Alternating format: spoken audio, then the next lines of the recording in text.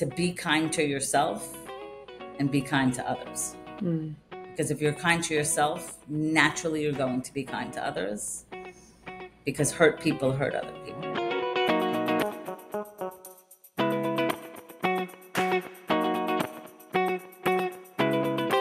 Hey everyone, this is the Olami Mentorship Podcast, and I'm excited to introduce to you Lisa. Lisa, could you tell everybody where you grew up, a little bit of your journey into your profession, and anything else that you'd like to share with us? Sure. Well, my name is Lisa Loew, and thank you for having me. I have been a mentor, if you will, for the last couple of years for Olami, so it's really been an interesting experience. Each year gets better and better with the work that we get to do with some amazing women. I grew up in Merrick, Long Island, so not a hotbed of Judaism in Merrick. So my journey in Judaism started at a very young age. My mother got very sick when I was 12. So it happened to be that I was in a Orthodox synagogue. I grew up in an Orthodox synagogue, modern Orthodox in Merrick. And lo and behold, when my mother got sick, every one of the siblings, we ended up going to different parts of our own, experience with dealing with a sick parent. My mother had a very rare form of cancer. And it happened to be that in that Orthodox synagogue was the chapter and the main office for NCSY, Long Island. Oh. So I started going to NCSY during that time, and I found it to be everything that I was looking for at 12 years old. So I started becoming religious at that time, at 12. My mother, miraculously, God bless her, she's 89. Right. So she is still with us, thank God. And my journey into Judaism and an Orthodox Jewish woman started at that time. So it's been quite some time. It's 42 years that I've been considered part of the Frum community. So it's a little bit about that. Okay, just because before you go any further about your professional life, that must have been a very challenging time. At age 12, you're just on the cusp of bat mitzvah, womanhood, and then your mom wasn't well. Where'd you fit in your family? Like you had older siblings, younger siblings. Where'd you fit in? So interestingly enough, I have a twin brother. Oh. And I have two older siblings. My grandmother lived with us, so we had a very nuclear family. My mother's side is from Egypt. My father's side is Ashkenaz. So we had a mixed family, if you will. Cool. Yeah. Yeah, I guess. I'm not sure if it's cool or not, but yeah. Food-wise, it must have been cool, maybe. Oh, the food is great, for sure. Food much better than the Ashkenazi food, for sure. But so it was hard to, it was hard to deal with the sick parent, but then to start finding, my faith in Hashem was an interesting experience on top of that, because while I was very close with my mother at the time, she didn't have the same experience as I did, right? She wasn't as appreciative of all the things that I was appreciative of. And, it was difficult from that perspective. So even today, looking back then, when I work with people that come from a non-traditional or non-observant family, I'm very mindful of how that experience can affect the family dynamic and how to, my kids at one point had asked me, how come my house was never kosher because I was kosher? And I said, my fear of putting that on my parents, my mother and my grandmother in particular, was if they decided not to do it the way it's intended to be done. And then all of a sudden they would change the pots and the pans and kasher the house. And then they weren't keeping it to the strict adherence of kashrus.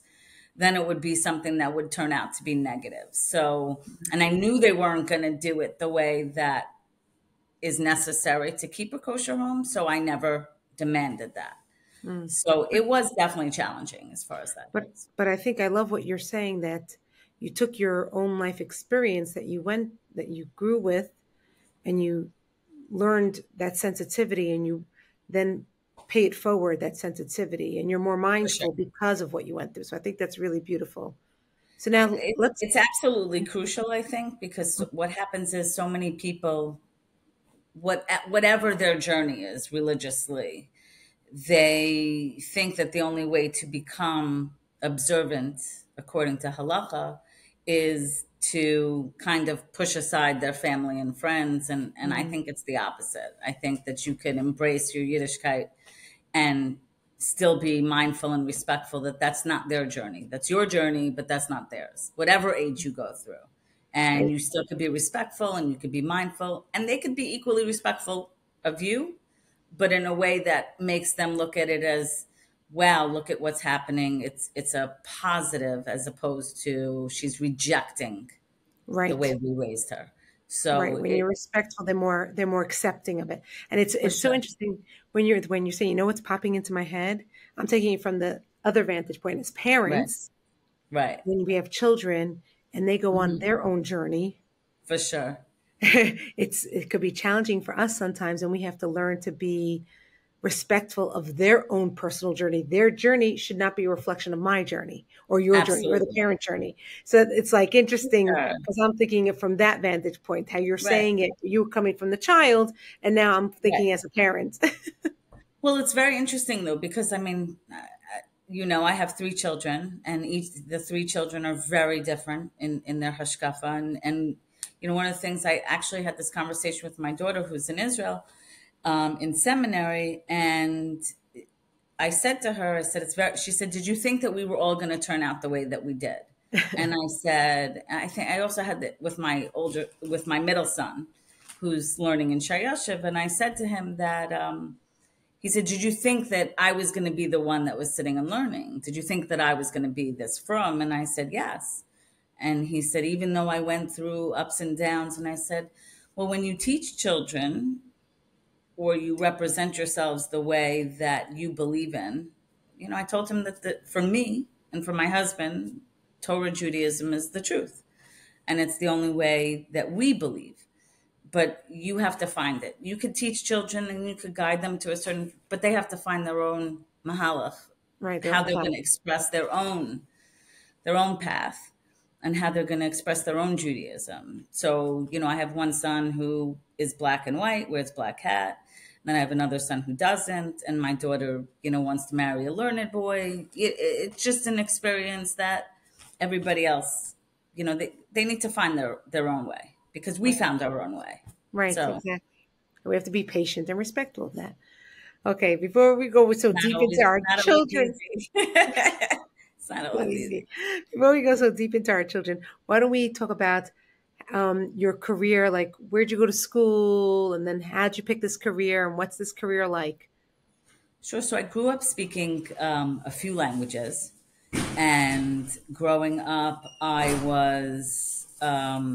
My father's a doctor, my sister's a lawyer, my other sister went into fashion, my twin brother is a journalist and a producer. And I really didn't, I was really good at sales, but that was the only thing that I was ever good at. And it's hard to manifest a career in sales when you're trying to find yourself. Hmm. And I was very good at developing relationships and rapport. And school, I wasn't, the greatest student as far as I'm a great learner. I'm not a great test taker. I'm not a great so I speak a few languages, and I was able to take my degree in French. Believe it or not, that's my first language Wow. growing up. So, Wow. but what was I going to do with it? So when I got out of school, it was the recession in '92. There was Mm, no, like, every interview I went on, they said, well, can you type? And I said, well, I don't want to be a secretary. Not that there's anything wrong with being a secretary, right. but I kept on going on these interviews, and finally, my first real career job was working for an international trading firm from Japan, and It was a very humbling experience, I have to Hmm. tell you, because here I am thinking I'm going to rule the world and conquer the world. And I was essentially a very good assistant. You know, I wasn't a secretary, but I was an assistant. And at that job, part of my role was to have, do the interactions with our vendors and the people that provide the services to bring in the stuff from Japan and all over the country. And I met a gentleman, a 6'4" former basketball player named Rick Brown, and I dealt with all the shipping and the trucking. And he liked me so much, he offered me a job. I mean, I'm simplifying the relationship, but we had met and we had gone out to lunch because that was my job, to build the relationship and make sure that everyone was happy. And his job was to make sure that my company was happy. And he offered me a job, and I was ecstatic because, again, it was the recession. And in that 1 minute, I more than doubled my income just from developing that rapport. So I worked as an outside sales executive for one of the largest, believe it or not, trucking companies in the country. So here I am, this, 5'2" Orthodox Jewish woman wearing a sheitel in literally with truck drivers, like truck drivers. Rick Brown, who was the director of Consolidated Freightways, which was a regional trucking company in what's now Dumbo, I guess. Mm. And I got a job, and it was a very interesting experience. But I always consider myself very worldly. Like I've always dealt with all different types of people because I didn't grow up from. Hmm. So, um, hun, you're gonna have to. I'm recording a podcast. Okay, give me 2 seconds. Okay, so bear with me, Jordan. I'm gonna And she mute married you. the coolest guy.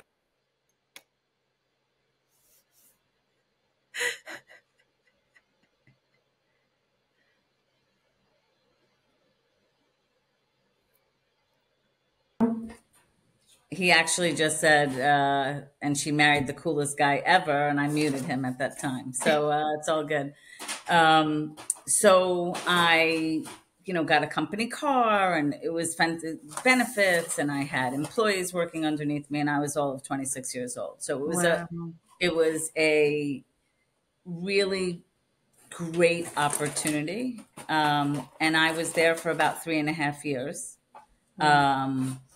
And it was kind of that stepping stone to better opportunities in the outside sales space, Wow. which I Wow. excelled at. I enjoyed meeting different people and um, understanding what their pain points were. A lot of people think sales is selling something to someone that something that they don't need at a time that they don't need it, and Mm. it's the complete opposite.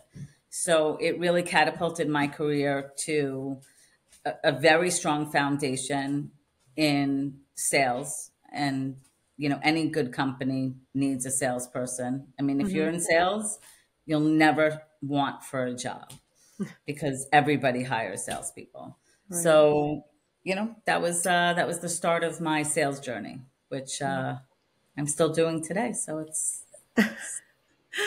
Something 28 years later. So something worked something for works. So sure. speaking about what worked, because on the one hand you were talking about your personal journey, and on your personal journey you were talking about how you connected to NCSY and that support system, or whether it be the family support system that you had, your grandmother living in the house, and Right. so on and so forth.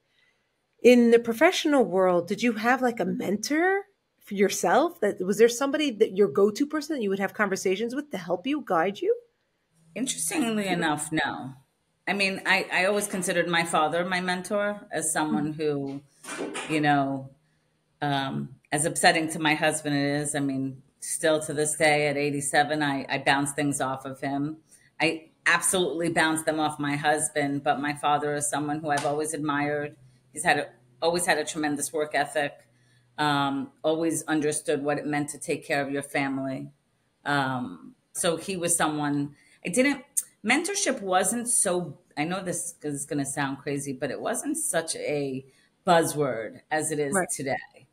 30 years ago, having a mentor wasn't something that it is today. You know, you Correct. kind of cut your teeth and you found your way, and you definitely had people within, you know, your company that you could learn from, and sales trainers. I mean, at least in my career, but mentorship wasn't very big when I was coming into the workforce.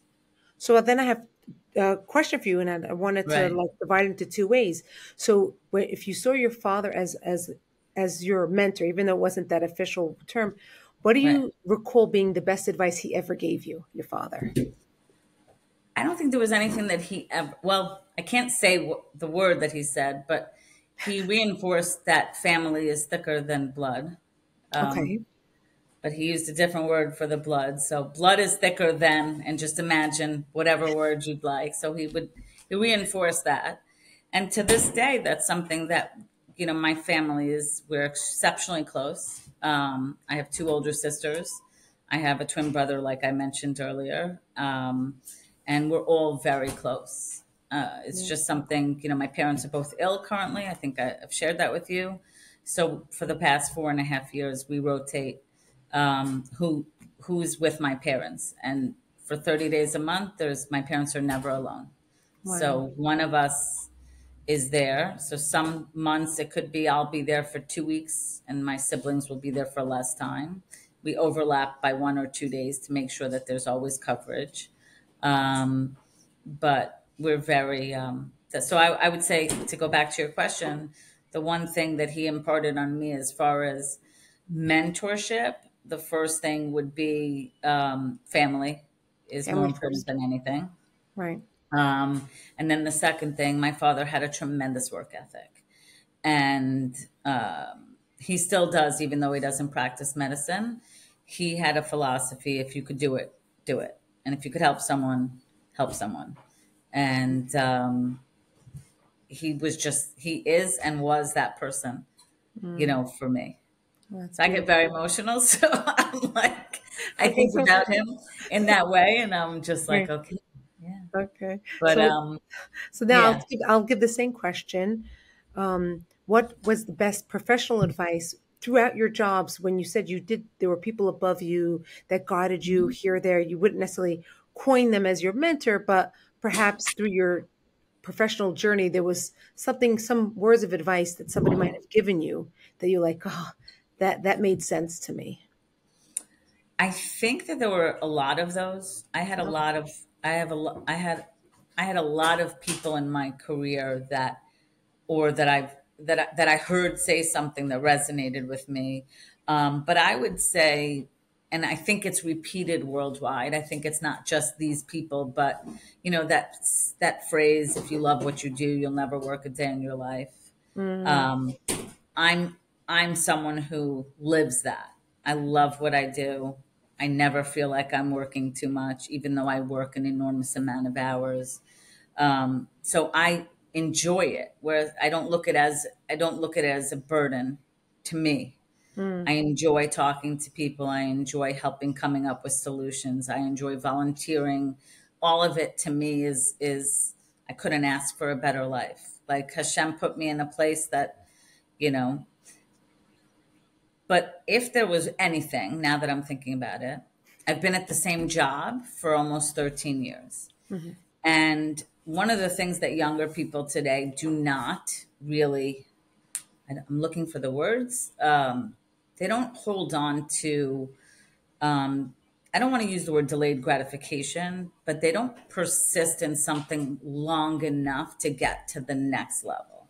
mhm, And the way they get to the next level, the younger generation, especially after COVID or during COVID, is, well, I have 6 months at this job, and now that company is going to pay me twice as much because right. I have a talent.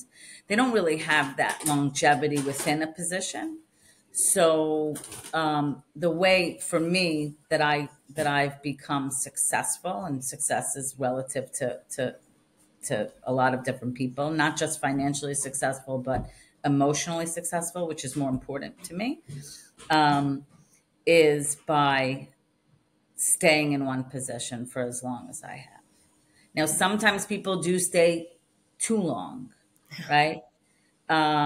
Which I'm I'm not saying I'm guilty of it or not. I love what I do, so I have wonderful management team. I have wonderful peers. It's a great job, and it allows me to be a wife, a mother, and a daughter all in one, right? Um, but nowadays, the generation that our children are part of is they have that instant gratification, the demand, the need. You know, they'll send a WhatsApp, and I don't look at my phone when I'm on a podcast, right? Right. And all of a sudden, 5 minutes later, I'll get a call. Well, why didn't you answer me? And I said, I told you I was going to be on a podcast or a Zoom or whatever.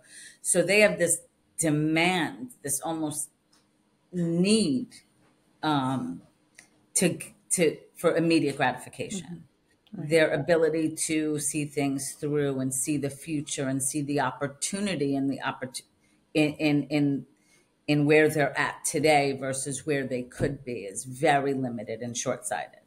Right. So I've been at the same job 13 years. I started out again another recession, so 2008, the market crashed. I worked for a short time on Wall Street, which was the worst experience of my career. Horrible. But I was jumping from job to job because the economy was so bad and no one was paying, Right. what I needed at the time to live. And I had a fortuitous LinkedIn message that allowed me to speak with my current boss, who's exited 3 companies, north of 50 million each company. So he's a serial entrepreneur. And 13 years later, I started at the bottom and now I'm at the top, which is all relative. Right. And I'm very fortunate. I have wonderful reputation in the industry. I have great friends in the industry, and I'm fairly well known. And we live in a philosophy at work that I learned from my boss, Seth Fardman, how to be a go-giver. Meaning our philosophy is, Jordana, how can I help you grow your business and how can you help grow mine? So it's always putting the other person first. So I live my life like that. So say it again, because I thought you said go getter, but you didn't say go getter. You said Go-giver. a go giver or a Hmm. grow giver. What? No, a go-giver. A go giver. I like that. A So go you giver. go and you give to other people and it comes back Beautiful. to you. Okay, But with so the intention that you're doing it without expecting looking anything. anything in return. Right. For So sure. so I'm definitely going to review. Let's review a few things that you said because they Okay. were great, Sure. great nuggets of information that I think everyone would love to hear. So first of all, family first. Work Absolutely. ethics are very important. You spoke about longevity, that in today's day and age, the younger generation, they're all about, oh, I'm going to work at this company for 6 months or a year and then move on because then the next company is going to pay me a little bit more and more and more. And that's the way I'm going to grow. Whereas you're saying, no, let it develop. Let Hmm. yourself develop into this position, have a sense of longevity. Don't look for that instant gratification, and you might reap better rewards in the long run if you develop a relationship or a position at your current job. Right. And that Obviously, there's potential for, I mean, it depends in the industry, right? correct. So, but it's unheard of even from 30 years ago. I mean, my first few jobs, I was there for 3, 4, 5 years, right? Right, Whereas today, when you look at resumes from people, and I look at resumes all the time, they were there for 6 months, they were there for a year and 2 months. Their resume is filled with what I call temporary positions until you found the next thing. right. And don't get me wrong, people need to put food on the table. But I think there's too much, I don't want to say impatience, but impatience. They just, because we live in a cell phone society, in a cell phone Right. world, there is no such thing as delayed gratification. There is, I mean, Baruch Hashem, we're from and we keep Shabbos because if it wasn't for that, I don't think our children collectively would know how to communicate with someone. They wouldn't know how to look at someone in the face and have a communication. Because that moment of Um, disconnect over the weekend, that we disconnect and then we can learn to connect. Connect, Right. absolutely. Right. And if Beautiful. I could just say one other thing Of, that I sure. like to correct people, it's it's God first, then family, then career. So Hashem is always before my family because without Hashem, I don't have a family. Right. So that's the way I look at it. But it comes across a little bit holier than thou, but it's absolutely genuine. So, Right. so God, um, family, career. yes, absolutely. I You love know, that. Okay. in Thank that you. order for So, sure. so now, if you wanted to, let's say you had your 20-year-old self in front of you, Hmm. now where you are in your life and in your situation, what would you say to your 20-year-old self? Take chances.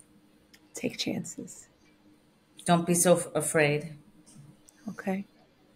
I think I would have gotten here faster had I not been so fearful of change. Mm, beautiful. You know, Yeah. so that is something that will stick with me forever because there were a lot of opportunities that I turned down. A lot of vacations I didn't take before I got married because I was always working, and there's always going to be another day of work, but you know you might miss out on some opportunities because you were working, you know. So it's that balance. You know, I remember I have friends who went to Russia for the summers to do different kiruv, you know, with unaffiliated people, and I was working, and I was 21, I was 22, you know, I wasn't not yet married, and I was working, and you know, I look back at that, and those are opportunities that you don't get back in life Right. for a dollar. I mean, you know what I'm saying? Like in hindsight, it's very easy to say. So today I take those vacations and I, you know, go to those games and I enjoy the time. We go fishing and we do a lot of things that maybe other people don't, but we are very much a well connected family.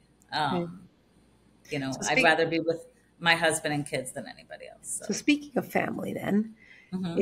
what would be like the three top lessons? Here, your father was your mentor. Mhm. Now you taking that role as a mentor for your family. What would be the three top lessons you'd want to impart on your family? So if you ask my kids that, they will tell you that from the time I had children, um, the first thing I tell my kids is never forget you're a Jew. And so Never people forget. would say that. Um, my kids didn't understand it because every day they would leave the house, I'd say, you know, kiss them and say, never forget you're a Jew. And these are my kids with payas and yarmulke and my daughter wearing, you know, going to a Beis Yaakov. And they never understood it. And a few weeks ago, my daughter texted me and she said, Mommy, I remember, like, now I get it. You know, and it's not, of course, remembering that we're Jewish. Of course, we remember we keep Shabbos, we keep kosher, you know, all of those things. But the concept of never forgetting you're a Jew is the responsibility that the Jewish people have to represent ourselves and the Torah as it is and how it should be, right? Hmm. So, you know, when something comes out of your mouth, it's very important that you represent what it means to be a Torah Jew. So that was my first lesson that my kids I still remind them of today. Um, I say the second lesson I tell my kids is not to take yourself so seriously. You know, we're gonna make mistakes, and when you're young, when you make that mistake, it's like the end of the world. Whatever that mistake is. It could be fender bender. It could be not getting your license for 4 tries, you know, silly things. Not to take yourself so seriously because tomorrow's a new day and this too shall pass. You know, that's the philosophy I try and teach them. And I'd say um, the third thing above all else, because career, I could give them, those things are not top three. I could give them advice on career, but um, it's not something that's first and foremost. um, to be kind to yourself and be kind to others. Mm. Because if you're kind to yourself, naturally you're going to be kind to others because hurt people hurt other people. So it's Mm. very important for my kids to understand that more than anything, it's the little things. It's going out of your way to, even if it's inconvenient, to help another person Mm. just because you can. Right. And I think that's goes in beautifully with the mentorship because like you started off the conversation, Lisa, you were saying how this is 2 years you're in it. And if anybody's been listening to this right now for the past, whatever, 30 minutes that we've been talking, they could tell that you're a busy woman. And Yeah. sometimes we approach people and say, would you like to be a mentor? I don't know where I'm going to fit it into my schedule. It's so hard. And that's fine. But I think you epitomize like, oh my gosh, you can find the time. And I'm curious, what do you find most rewarding about being a mentor in our mentorship program? I think it's really what they give me, Hmm. meaning the feedback that I get from someone else that allows me to give to them, right? Because there's a giver and a taker in any scenario. Um, I've always been very good at giving, but I'm not so good at taking. Hmm. It's really a problem for me.